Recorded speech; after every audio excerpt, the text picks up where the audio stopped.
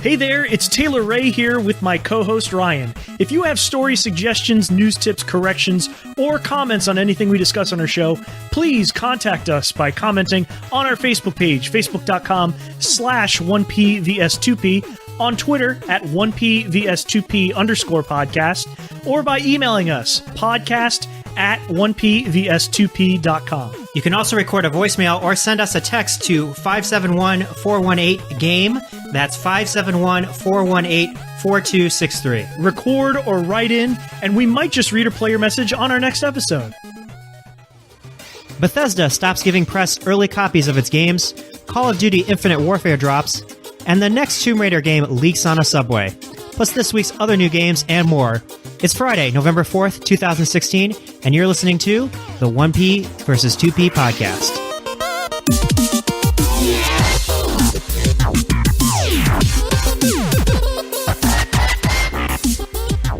I'm Ryan Ray. Taylor is unfortunately sick this week, so this week you get a solo cast from us. So we're going to start off with First Attack. The top stories from this past week in gaming news. Bethesda, the makers of popular game franchises like Skyrim, Dishonored, and Fallout, is just the latest game publisher not rushing to have their games reviewed by Games Press. In a blog post last week, Bethesda global content lead and former games journal himself, Gary Steinman, explained that Bethesda, quote, values media reviews, but will now only send out review code of their games a day before launch, making it pretty much impossible for you to complete their games and have a review up the day that they are out on launch day. Here's a quote from the press release that they said, with the upcoming launches of Skyrim Special Edition and Dishonored 2, we will continue our policy of sending media review copies one day before release. While we continue to work with media, streamers, and YouTubers to support their coverage both before and after release, we want everyone, including those in the media, to experience our games at the same time. End quote. Now, I do want to note here that they did say that they wanted people in the media to experience these games at the same time, but there's actually documented evidence of a YouTuber getting the Skyrim Special Edition about a month before it officially released. He was very surprised that Bethesda actually sent out a early copy of the game to him with the explicit idea that he would make video coverage for Skyrim Special Edition.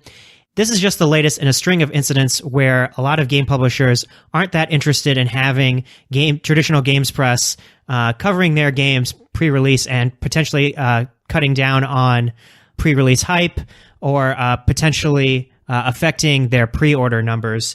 Yeah, I think this is kind of a bad look personally for Bethesda. Their games tend to vary in quality. Generally, I would say that they're pretty good. However, they usually release pretty buggy open world games, pretty janky. Fallout 4, any of the Fallout games actually. The Elder Scrolls series, also very buggy. Skyrim Special Edition actually launched with a number of audio issues and a ton of other bugs that weren't present in the earlier versions of that game. This is, of course, the remaster that recently came out. And yeah, I think this is them trying to claw back a little bit of that control. You know, I think Games Press used to be this really like enthusiast, excited, like people who were really big gamers who really just wanted to talk about and write about games. And now a lot of that excitement has kind of moved over to the YouTube scene. You see a lot of people streaming a lot more games. And that has kind of really rankled the traditional games press because, they're just not the young, hip, and frankly, the people who their audience is really trying to get after with these game publishers. So yeah, it's kind of a really frustrating move for people like us. We do like to have pre-release copies of games so we can get a timely review done in time to give you our real impressions. And it's kind of hard to do that, particularly if it's a longer game, like let's say it's an open world RPG, like a lot of the Bethesda games are, to really give our impressions before we've actually played it. And, these games can take anywhere from 40 to 100 hours to complete. And if you don't know going into a purchasing decision what a game is going to be like, you're relying a lot on the game publisher and developer to be honest with you. And as we saw with the situation with No Man's Sky, sometimes that marketing can be a little disingenuous, and sometimes it's a lot of I wouldn't say lying, but a lot of hype that really gets people's expectations out of line with what the actual game is. Yeah, it's a really puzzling position that they've taken, particularly since one of their game's PR people is basically a former journalist who probably would be upset if he was on the other end of this. As far as your everyday gamer is concerned, I'm not sure that this is going to affect them too much, other than to say that you probably won't be seeing a lot of day one reviews of games, at least from Bethesda. Kotaku famously, not too long ago, reported that they had been blacklisted before by Bethesda, and it's really something where I think you have to condition yourself if you're interested in pre-ordering a game, that you have to kind of distinguish between whether the review offerings are something legitimate, totally untainted by the publisher, or if it's something where the publisher is trying to avoid a little bit of the critique, a little bit of the avoiding some of the commentary about some of the problems that they may have with the game. And it's really, really frustrating position, especially because, we're being charged now these days for early access games. Battlefield's one, if you paid for the special edition of the game, the early enlister edition, that was like a $20 add-on if you were interested in playing the game 3 days early. And I don't know necessarily if that's always a great idea, because multiplayer servers aren't always going to be spun up correctly. It may be laggy pre-release. It's hard to say. It's definitely on a game by game basis. So buyer beware with a lot of this stuff. I know for myself personally, I don't pre-order a lot of Bethesda games. I don't pre-order a lot of games, period, actually. It's really just the game franchises that I know I'm super invested in, super interested in. Typically, these tend to be the Japanese role-playing games for myself personally. But yeah, you're going to have to be very careful with the kind of coverage that you see on a game, and where exactly the reviewer may or may not have gotten their review copy. So yeah, we'll stay tuned to this issue and see if this is kind of the standard procedure here from games publishers moving forward. Microsoft last week had a very interesting event, mostly centered around the fact that they are going to be releasing a new category of low-cost VR headsets powered by a new update to Windows 10. Starting at $300, this new Microsoft headset will be made by several computer companies, and it will run on a completely new VR platform in the Windows 10 Creators Update without the need for additional accessories or a complicated setup process. They seem to be kind of jabbing a little bit at the HTC Vive and the Oculus Rift for having a pretty complicated procedure for actually plugging in the headset into your computer. Unfortunately, their proof of concept for this was a basic demo showing just a virtual space where you can watch TV or use apps like Skype and Microsoft Paint in VR, which, to be honest with you, I'm not super interested in. I think VR has some very cool applications for games, but we haven't really seen a killer app that has really delivered on the promise of the VR headset.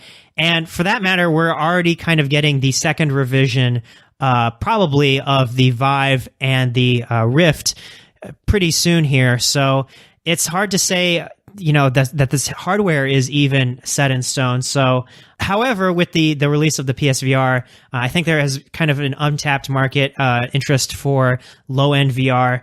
If it's certainly a lot simpler, a lot cheaper to get on board with this technology, I think this would be super interesting for businesses. I'm not sure that it really has much application for games, but compared to their HoloLens, which costs about $3,000, and it was kind of shown as kind of like a AR simulator, you're going to be able to play Minecraft with HoloLens.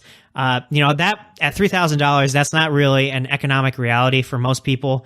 And if they make VR, a cheap VR work for games like Minecraft, maybe a game like Dragon Quest Builders, if that ever came out on the Windows 10 store, for example, that might be a better application for this kind of setup. Also want to mention briefly here that they also said that they're going to have their own game streaming overlay, much like Twitch. Microsoft bought a company called Beam, and they're going to be incorporating some of that technology that they bought into the Windows 10 OS with a free update, pitching this as basically a lot simpler than some of the other streaming software out there, Twitch, OBS, a lot of the software, as we can attest to because we've tried to run streams, it can get pretty complicated pretty quickly. Microsoft is also trying to pitch this. This is going to be a solution on the PC and also the Xbox One, and it's going to have some ultra low latency options. So you're going to be able to interact with whoever is broadcasting the stream with a much lower lag than typical normal streaming methods. If you've seen some of the Twitch streams, of your favorite streamers, sometimes the scroll of chat doesn't really sync up so much with the gameplay footage or whatever is being shown on the screen. So if Microsoft can kind of figure this out, I think that is a good move for them. I would rather see them honestly partner with Twitch because I think that's on a lot of where the gaming streaming is going.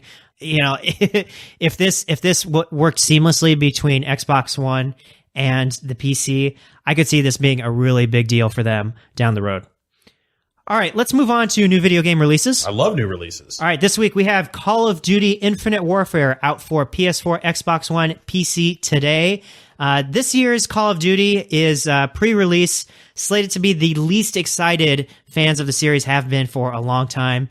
Most of the single-player campaign takes place in space, and the multiplayer imagines you as a mercenary wearing mech suits. If you played the beta that was out not too long ago, I gave my impressions of that on an earlier episode, but the long and short of that is basically that I didn't think it was a whole lot of fun. The controls didn't seem to work quite right. It seemed a little bit slow for the kind of fast-paced Twitch shooter that they're kind of going for here. And judging by the YouTube comments and the busy schedule for shooters this year, Battlefield 1 came out 2 weeks ago. Titanfall 2 also came out this past week. It may be an off year for a Call of Duty, and that's really a bad sign. Hopefully, the final product is very good, but if this is like Call of Duty Ghosts, I don't think a lot of people are going to be super interested. It almost seems kind of like that the inclusion of Modern Warfare Remastered is kind of an acknowledgement that not a lot of people are super interested in the new Infinite Warfare. But anyway, this year's celebrity COD villain is Kit Harington, best known as Jon Snow in Game of Thrones.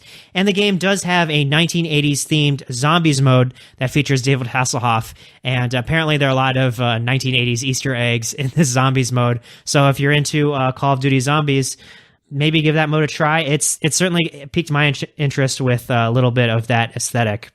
All right, we also have this week Owlboy out for PC. This is a game that has long been in the making, almost a decade. If you haven't heard of this game, this is basically a platformer. The inspiration from it came actually from Super Mario Bros. 3's Tanuki suit, although with reverse mechanics. In this game, you play as a man in an owl suit who basically flies around, explores his environment. And the game was originally in mind for the Wii, starting development in 2007.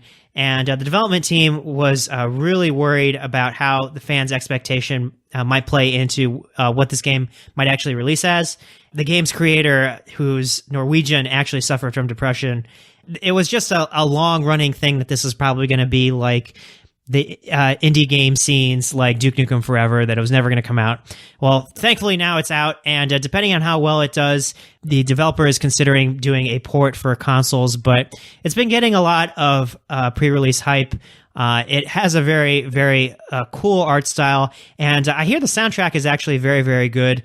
So I'm excited to check it out. I love the Tanuki suit mechanic in Mario Bros. 3, and for me, that is where I was definitely on board for playing Owlboy. And also finally a major release, I'm sure, for Nintendo, Mario Party Star Rush out for 3DS. This is just the latest in the Mario Party franchise. I'm not sure who these portable Mario Party single-player games are for, but apparently there's some sort of appetite for them. But anyway, Star Rush, the main change to the franchise is they've actually taken away some of the turn-based board gameplay with the ability to kind of move at will simultaneously and without set paths on the game board, which at that point, like, are we even talking about a Mario Party game anymore? Come on. And I was reading and watching some of the trailers for this game, and apparently there are boss battles in this game. There isn't really the opportunity to play much as a lot of the Mario series characters. They appear in-game, obviously, but It seems like the game's main mode is Toad Scramble, in which all players play as Toad. And like, I don't know, man. If you're just interested in making a Toad game, like, that's fine. Just don't call it Mario Party. Call it like Mario Party Toad Palooza or something like that. There was a Captain Toad game on the Wii U that was probably pretty decent. I don't know where they're going with this Mario Party game franchise. It seems like they're totally missing the boat of what people actually like about Mario Party, which is like a mini game collection. It's pretty simplistic. It's light fun. Totally seems like a misread on what the fans of Mario Party actually are interested in. We also have some new video game announcements this past week. Here comes a new challenger! Platformer Night in the Woods was officially given a release date. It's coming January 10th of next year for PC, Mac, Linux, and PS4. If you haven't heard of this game, Night in the Woods is a story-based platforming game with a storybook look that takes place in a city run by animals. Think Animal Crossing mixed with the whimsy of something like Grow Home, and you've basically got the game idea in your head. It has some very interesting art to it, definitely a lot of dialogue. And if you're interested in this kind of indie game, I would definitely check it out next year. The name of the next Tomb Raider game leaked because one of the developers was working on a PowerPoint slide and had it open on his laptop in the subway. If you want to keep something secret, do not work on a laptop in the subway in public. But anyway, the name of the game is called Shadow of the Tomb Raider. It popped up in a subway in Montreal, unofficially announcing Eidos Montreal's take on the rebooted Tomb Raider games. The previous two games were made by Crystal Dynamics, but the game's publisher Square Enix has said now that they're going to want to take a risk with a new team after the team Eidos Montreal's relative success with Deus Ex Mankind Divided. That was the last game that they worked on.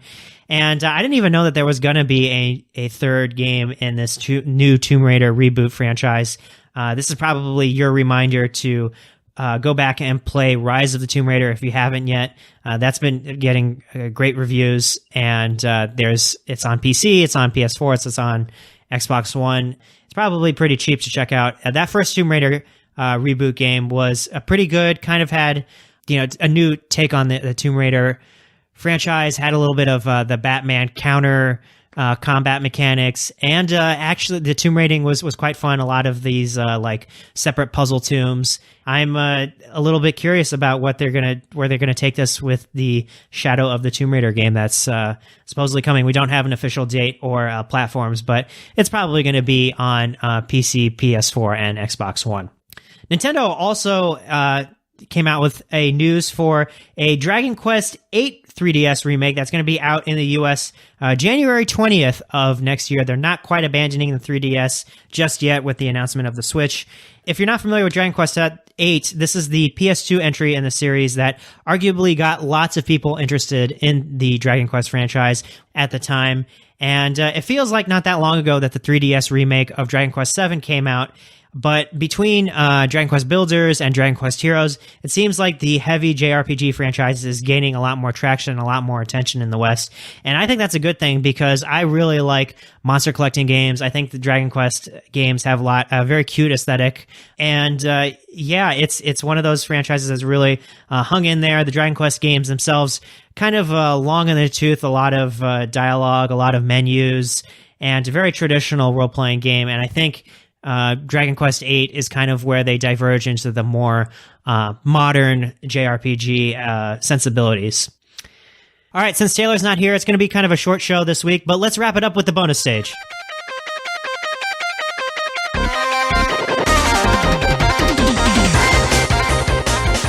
Missing Number, the glitch Pokemon never officially acknowledged in Pokemon Red and Blue, has been hacked into Omega Ruby and Alpha Sapphire, the last Pokemon games. A modder by the name of VG Moose used open source tools to build the mod, and even programmed an arcane set of steps you need to unlock him, just like Missing Number's original appearance. Wow, I can't believe that Missing Number is still a thing that people are interested in Pokemon, but good for them. Nintendo needs to really embrace the wacky nature of some of the Pokemon fandom and just get on board. Make a Missing Number Pokemon card and let that be the end of it. They need to add them to the Pokedex. And finally, Deadly Premonitions Hidetaka Swery 65 Suhiro is leaving Access Games after a year-long health break. In a tweet, Swery65 told fans that although his reactive hypoglycemia is getting better, he will be retiring after 12 years at the company, making such crazy games as Deadly Premonition, D4 that was out. That was that Kinect game on Xbox One. And we wish him all the best. Hopefully he gets back into games. He's a really cool game developer, interacts great with the fans, and has some really neat ideas. Hope he feels well soon. All right, that's it for the solo cast of this week's show. Remember to listen and subscribe wherever you listen to podcasts, including iTunes, Stitcher, Google Play Music, TuneIn, or Clamor. Or you could bookmark our website, 1pvs2p.com, where you can read our gaming blog, too. I have recently posted a review of Titanfall 2 and a little blog about how hard it is for backwards compatibility to continue to be a thing. Our sources for this week's stories have been posted at the link in the show notes. Don't forget to like us on Facebook, subscribe to our YouTube channel, or follow us on Twitter. We're very active there at 1pvs2p_podcast. As always, thank you to Phonetic Hero for letting us play his music for our show. Coffee Stomp and Super Manly Brothers X both are part of the compilation project Chiptunes Equals Win. I'm Ryan Ray. Taylor Ray is normally my co-host. Thanks for listening, everybody. We will see you next week.